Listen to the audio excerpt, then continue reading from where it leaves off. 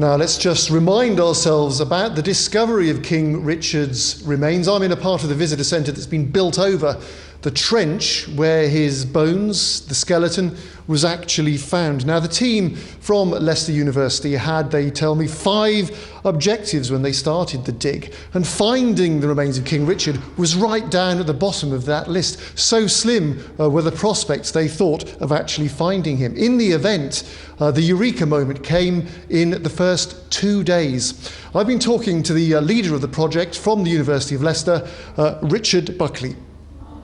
What were your expectations on that day? The first bit of machining started through the tarmac and through all the sort of gravel that's underneath the tarmac, and immediately he hit lots of horrible brick ends of a Victorian outhouse, and I thought, oh well, here we go, never mind, you know, you win some and you lose some.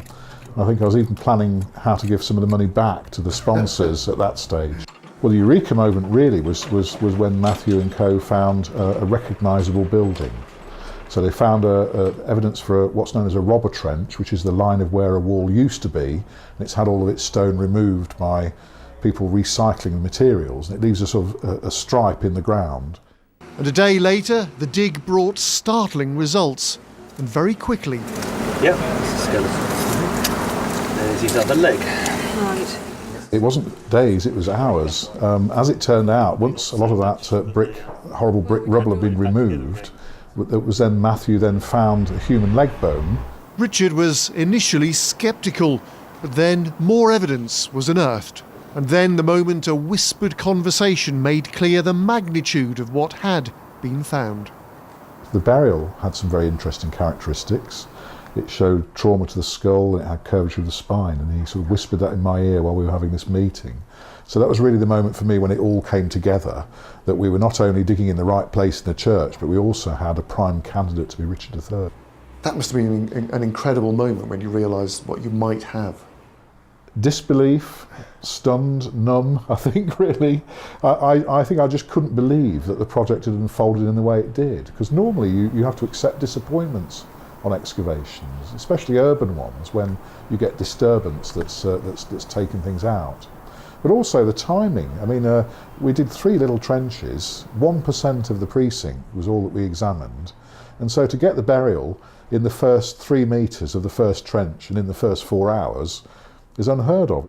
A second dig took place, and a far grander medieval burial site was found. A complete contrast to Richard's grave.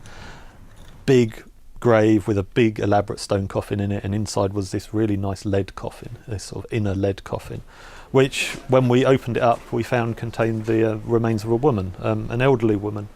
She died sometime in the sort of latter half of the 13th or the 14th century, so at least 100 years before Richard III. And that's the real legacy for this search for the last Plantagenet King of England. We now know more about Leicester's medieval past than ever before, all down to the excavation of the City Council's Social Services car park. Well, Richard, it's been quite a week. For an archaeologist, you don't perhaps really expect to do this sort of thing, do you? Well, no, we don't normally have a week of events to celebrate the end of an excavation project by any means, so it's been absolutely remarkable. How's it felt being part of it? Because I know you were very involved in the processions through the county and the city on Sunday. That must have been extraordinary. Absolutely extraordinary. I mean, felt deeply honoured to be involved, and nothing really prepared me for the level of public interest in seeing the cortege pass from Fen Lane to Bosworth via Dadlington and Sutton Cheney. I think going into Dadlington was the most astounding part. A tiny village with a population, very small population, but a crowd of several thousand.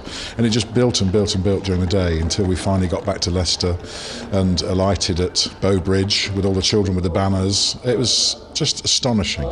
And just briefly, as an archaeologist, beyond the discovery of King Richard, this has taught us so much more about medieval Leicester, hasn't it? It has indeed, and from the outset of the project, I think what really hooked me was the chance to look at one of Leicester's lost medieval religious houses, the Church of the Franciscan Friars. So we've learnt a lot more about that, and it fits into the overall story of Leicester that we tell through excavation. Okay, Richard, well done to you. Thank you. I hope you've enjoyed the week. I know you've been incredibly busy, but thank you for talking to us. Thank you very much indeed.